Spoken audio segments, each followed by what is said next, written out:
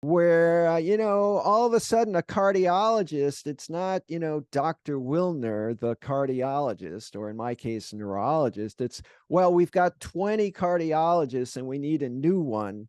And you're more of kind of a widget than a person Mhm. from the administration's point of view. So I think contract negotiations have really changed from a handshake to a much more technical sort of interaction. Do you agree that's true? Yeah, absolutely. And we've been in this business now for 12 years, and we've helped tens of thousands of physicians. It's all we do are help physicians navigate the process of contract review, negotiation. We do custom compensation analysis for physicians, and we just have a blast doing those for the physicians. But obviously, we've seen lots of trends, lots of things change the from the private practice world to the employed world to private equity coming involved with certain specialties and, partnership deals. And we've seen a lot of change and a lot of flux over our 12 years of doing this. And,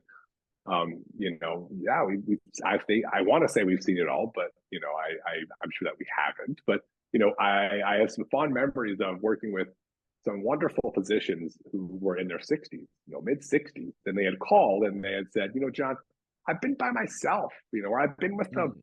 friend for the last 30 years. And, they want to, the hospital wants to take my practice and integrate it, and put it under their banner. And, they gave me this contract and I've never had one of these before, and they're 65, 66 years old. And they say, I just want to work for another 3 or 4 years, let my staff, integrate well to the facility. And then I want to kind of fall off into the sunset. So we've worked with physicians who have been practicing for 30 years plus, and they've never had a contract before. And it's interesting the questions they ask compared to the questions of a new grad physician that's starting their first job.